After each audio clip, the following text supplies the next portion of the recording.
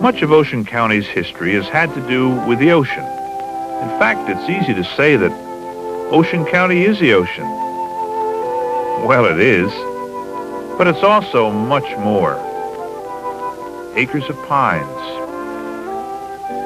acres of homes, blustery winters and summers that have made Ocean County world famous. More than anything else, though, it's people. People who built towns where there were none. People who worked the land or the waters for their living. Some outstanding people, creative, enterprising, some just plain hard workers. But for all of them, Ocean County has been home. Back in 1850, the people in Monmouth County's southernmost towns were feeling the pangs of growth.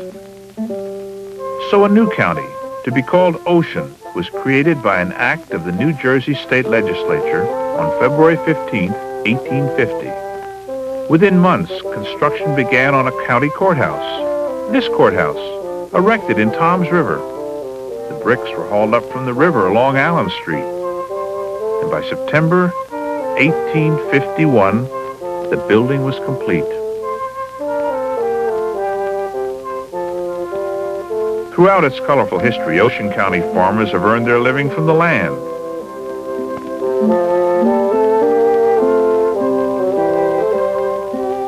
Other enterprising characters erected oil wells in Jackson Township, but they watched their fortunes fade when the wells only pumped water.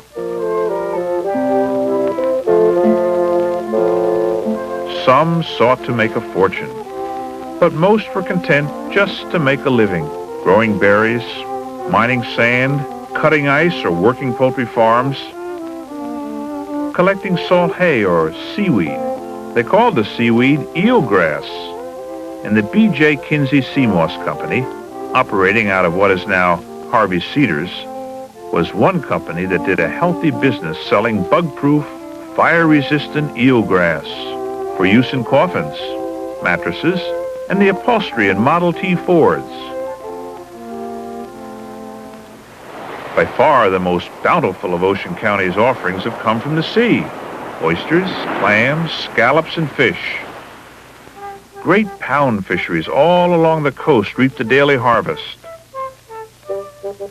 Nets, supported by long poles set in the ocean floor, were arranged in a maze to take advantage of the fish's frantic instinct to swim towards the open sea when captured.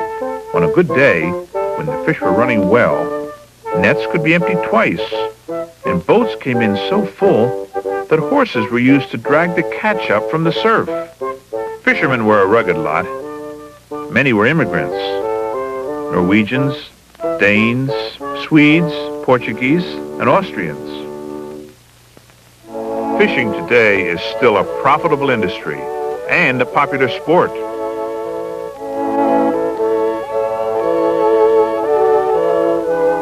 The sea provided for the fishermen. For lumbermen, the pinelands contained a vast timber resource. Sawmills sprang up along the coast and through the pines. Forked River, Highland Heights, Double Trouble. Double Trouble is quiet now. The stillness broken only by the distant grind of the restored sawmill. Originally, this was the hub of the village, but after the Civil War, the pines were found to contain another asset. John Pegleg Webb was the first to find that the pineland bogs were a perfect growing environment for cranberries. As one old-timer remembered, everybody who could secure a piece of swamp bottom put it out in cranberries. Like most small towns, Double Trouble had its own general store which provided the basics, but big items usually required a trip to Toms River or some other big town. Cobbler shops and hardware stores, butcher shops and bakeries. Bread was 5 cents a loaf, and a layer cake was 15 cents. 25 cents if it was decorated. For years, many folks depended on the barter system. A bushel of oysters for a pair of shoes. Often they had to travel outside the county to do their banking, until 1881 when the First National Bank of Toms River, New Jersey was incorporated, becoming the first successful bank in Ocean County. In the early days of Ocean County, things seemed to have been a lot simpler. Rent was $9 a month, and for a while, the Toms River Electric Company only provided service during the night hours. After all, who needed lights when the sun was out? The movies came to town and brought the taste of excitement from other worlds.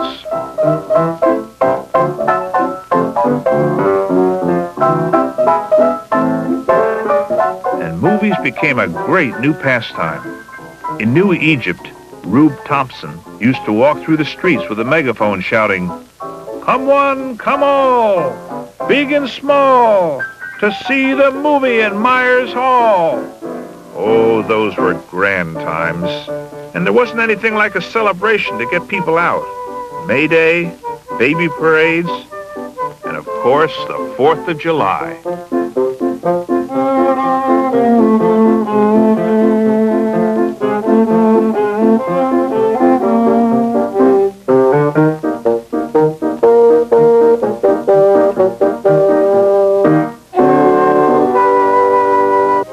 People that have lived and prospered in Ocean County have done so with spirit and determination, clearly defined values, and faith.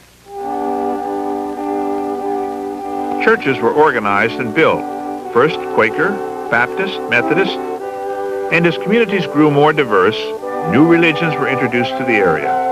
More and more churches began to appear throughout the towns and countryside.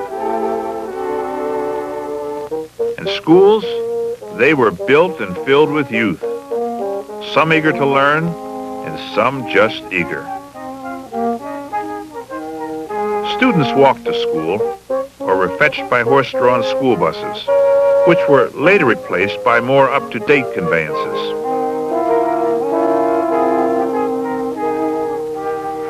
Some folks remember that in 1904, shore communities like Lavallette were not much to see. Sand dunes, a scattering of houses, a wilderness of beach plums and bayberries, and an abundance of Ocean County mosquitoes. But the isolation of the shore area would not last long. Roads were built, highways and bridges linked towns and communities, and opened up new areas. And the horseless carriage began to become more and more popular. Things have changed a great deal since the days when a Model T Ford cost about $375 and had to run uphill in reverse when the fuel was low, and gasoline was 14 cents a gallon. But the one thing that probably had the most dramatic effect on the county was the railroad.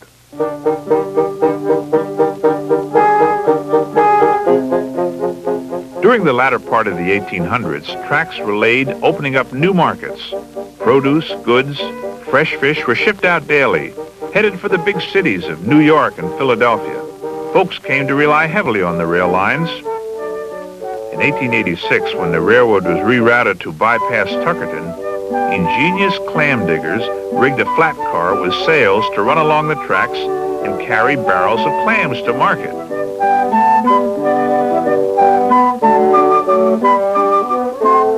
Even more important than what the railroad carried out of Ocean County were the tourists the railroad brought in. To attract tourists in the 1880s, entrepreneurs changed the name of Bricksburg to Lakewood. Bricksburg was too industrial sounding for a resort. Lakewood became a health retreat known for its therapeutic pine air. Glorious hotels such as Laurel in the Pines were built. And grand mansions housed grand personalities like the Rockefellers, the Goulds, and the Vanderbilts, who sought out the pines in Lakewood each winter. But come summer, everybody went to the beach. Resort towns like Beach Haven, Seaside, and Ortley Beach grew and flourished. Hotels attracted many famous figures like sports greats Babe Ruth and Lou Gehrig. Boarding houses and rentals made a seaside trip a family affair. For many, it was their only chance to escape the miseries of summer in the city. As the shore area became more popular, it developed a style and personality all its own.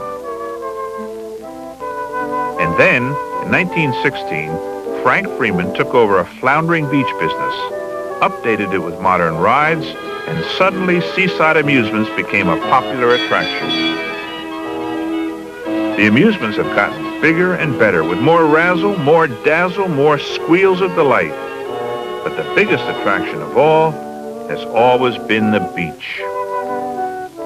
The men really did wear striped all-wool bathing suits, uncomfortable and itchy.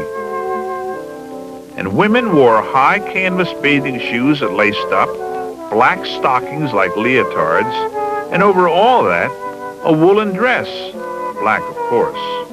You could hardly get wet. As one old-timer recalled, women put on more clothes to go swimming than they did to go dancing. Oh, times have really changed.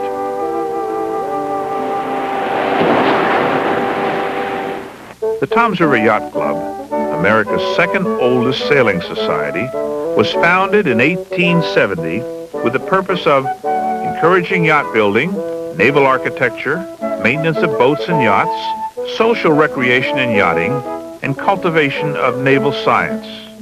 Today, the Toms River Yacht Club operates under the same philosophy, as do yacht clubs throughout the county. Boating has always been a popular part of Ocean County life, but it became a really popular sport when the summer people started coming. Boats of all description dot the waters of the bay, the river, and the open sea.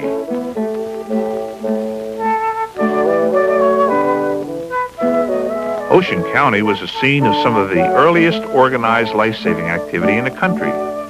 The Coast Guard eventually developed from the dangerous and often ingenious efforts of these early volunteer crews. Along the Ocean County coast, storms can strike with awesome force, leaving behind a path of destruction.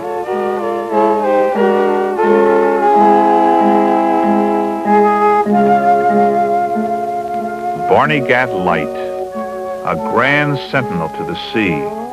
The original lighthouse toppled into the ocean one November night in 1856. The current Old Barney was built in 1858. During World War II, the War Department ordered a complete coastal blackout, and Old Barney's light was snuffed, never to be lit again. Old Barney is the most significant symbol of Ocean County, but perhaps the most significant event of the county took place on May 6, 1937 at Lakehurst Naval Air Station, when word of the tragic explosion of the Hindenburg was flashed around the world.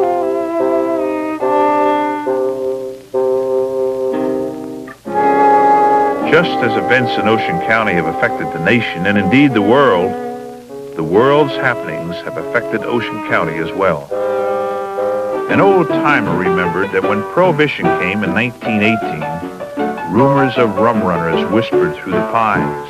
But the temperance movement did not always arrive with a whisper. Alcohol is a deadly, double, narcotic, irritant, brain poison.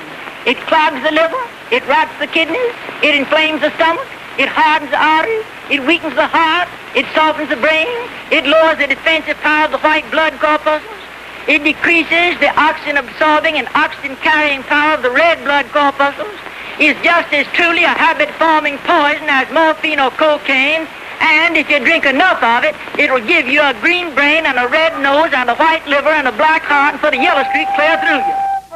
The Great Depression left its mark too, but in general, the people of Ocean County remember that they fared better than others. The sea always provided food.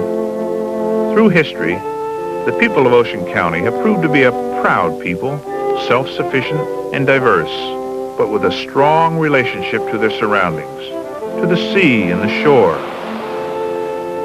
and the pines. The Pinelands, controversial and with a many-sided character. the scene of fires that roar and race over acres of trees and sometimes homes. Huge fires fought by teams of brave volunteers.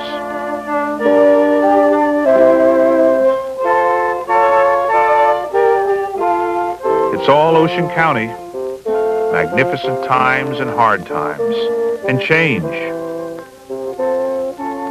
Industry has come bringing new vitality and more people. Retirement villages, developments, shopping centers. But the folks that have lived here and worked here, loved the land, the sea, the pines, the life, they've said it best.